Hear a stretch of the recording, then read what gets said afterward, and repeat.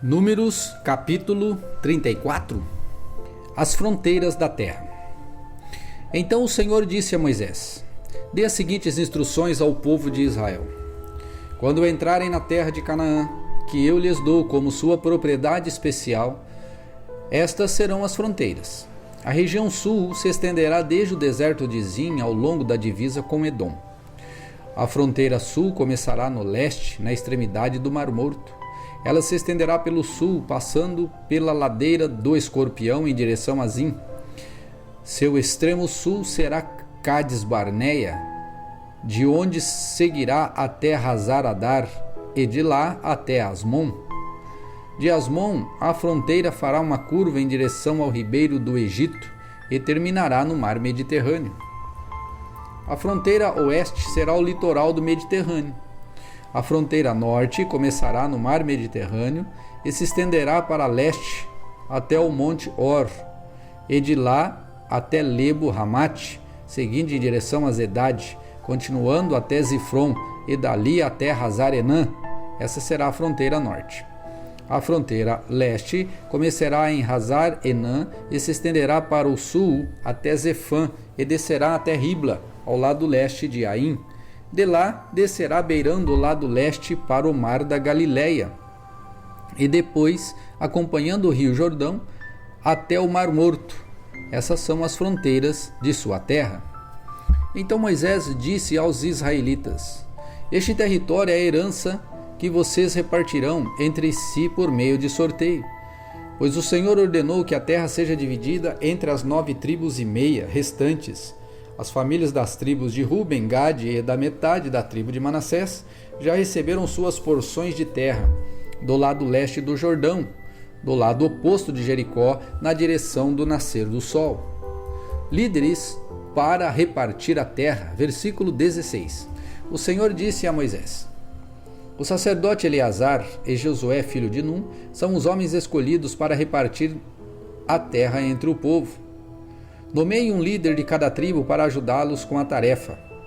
Essas são as tribos e os nomes dos seus líderes. Da tribo de Judá, Caleb, filho de Jefoné.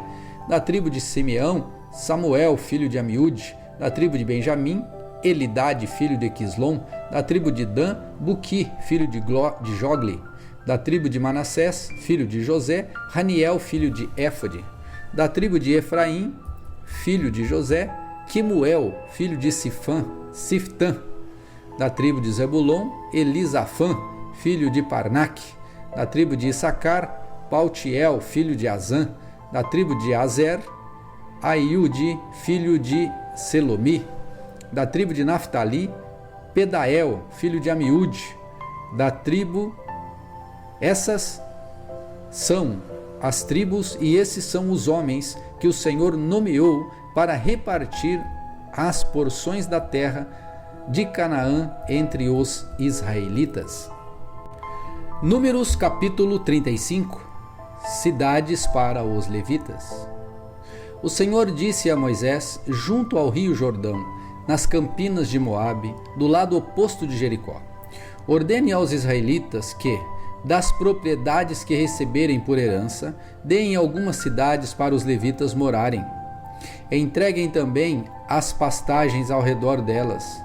As cidades serão para a moradia dos levitas, e as terras ao redor servirão de pasto para seu gado, suas ovelhas e todos seus animais. As pastagens reservadas para os levitas ao redor dessas cidades se estenderão em todas as direções, por 450 metros, a partir dos muros da cidade.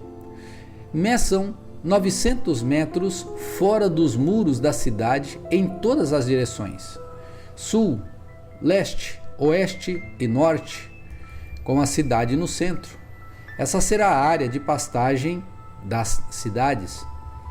6 das cidades devem serem dadas aos levitas e serão cidades de refúgio, para onde uma pessoa que tiver matado alguém acidentalmente poderá fugir e ficar a salvo. Além disso, deem a eles 42 cidades No total, vocês darão aos levitas 48 cidades, com as pastagens ao redor. As cidades virão da herança dos israelitas. As tribos maiores darão mais cidades aos levitas, enquanto as tribos menores darão menos cidade. Cada tribo entregará propriedades de forma proporcional ao tamanho do território que receber.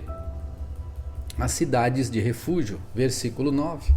O Senhor disse a Moisés: dê as seguintes instruções ao povo de Israel.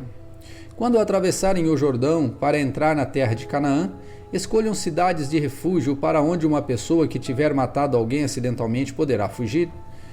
Essas cidades serão lugares de proteção contra os parentes da vítima que quiserem vingar sua morte.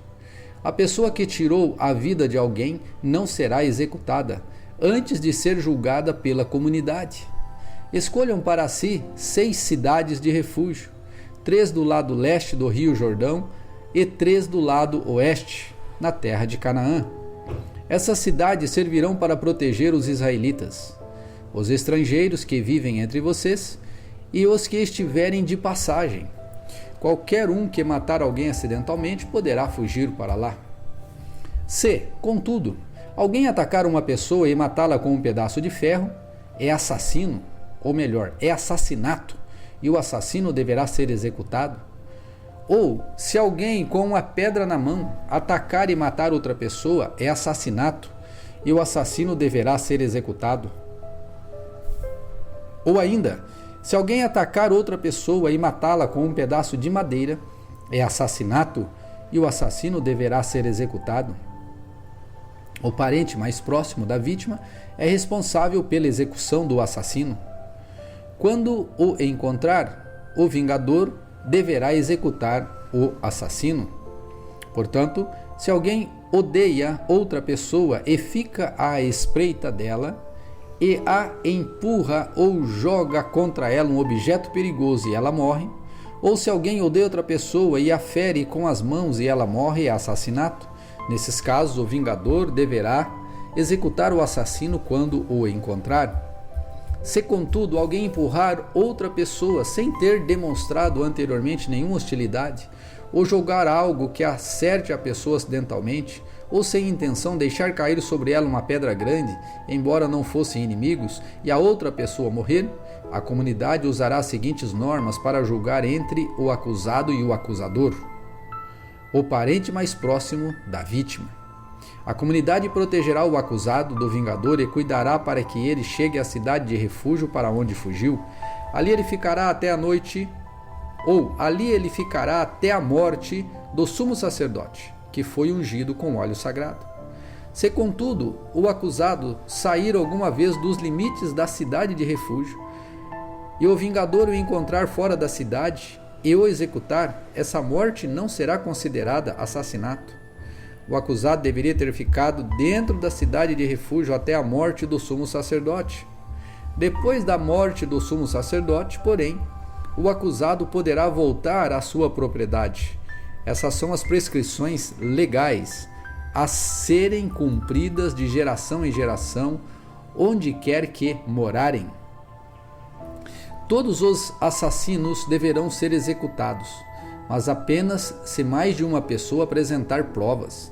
Ninguém será executado com base no depoimento de apenas uma testemunha. Jamais aceitem resgate pela vida de alguém que foi declarado culpado de assassinato e condenado à morte. Os assassinos deverão ser executados e jamais aceitem resgate de alguém que fugiu para uma cidade de refúgio, permitindo com isso que o acusado volte à sua propriedade antes da morte do sumo sacerdote. Essa medida garantirá que a terra em que vivem não seja contaminada, pois o assassino contamina a terra. O único sacrifício que fará expiação pela terra em caso de assassinato é a execução do assassino. Não contaminem a terra onde habitam, pois eu mesmo habito ali. Eu sou o Senhor e habito entre o povo de Israel. Números capítulo 36. Mulheres que herdam propriedades. Os chefes das famílias do clã Gileade descendentes de Maquir, filho de Manassés, filho de José, apresentaram uma petição a Moisés e aos líderes de Israel, os chefes das famílias. Eles disseram: o Senhor o instruiu a repartir a terra por sorteio entre os israelitas.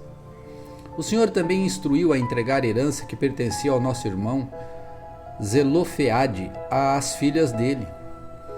Mas se elas se casarem com homens de outra tribo de Israel, levarão consigo suas propriedades para a tribo dos homens com que se casarem. Com isso, a área total do território de nossa tribo será reduzida. Quando chegar o ano do jubileu, a porção de terra que elas receberam será anexada à porção dessa nova tribo, e essa propriedade será tirada da tribo de nossos antepassados para sempre. Então Moisés deu aos israelitas a seguinte ordem do Senhor: a preocupação dos homens da tribo de José é justa. É isso que o Senhor ordenou acerca das filhas de Zelofeade. Elas poderão se casar com quem quiserem, desde que seja alguém da tribo dos seus antepassados. Nenhuma terra poderá ser transferida de uma tribo para outra, pois a porção entregue a cada tribo deve permanecer com a tribo para a qual foi inicialmente designada. As filhas de todas as tribos de Israel que têm direito a herdar propriedades deverão se casar com homens de um dos clãs de sua própria tribo, para que todos os israelitas mantenham a propriedade de seus antepassados. Nenhuma porção de terra poderá ser transferida de uma tribo para a outra. Cada tribo de Israel manterá a porção de terra que recebeu como herança. As filhas de Zelofeade fizeram conforme o Senhor ordenou a Moisés. Maala, Tirza, Ogla, Milca, Noa e Noa se casaram com primos da família de seu pai, membro dos clãs de Manassés, filho de José. Assim, sua herança permaneceu no clã e na tribo de seus antepassados. Esses são os mandamentos e os estatutos que o Senhor deu aos israelitas por meio de Moisés, enquanto estavam acampados nas campinas de Moabe, junto ao rio Jordão, do lado oposto de Jericó.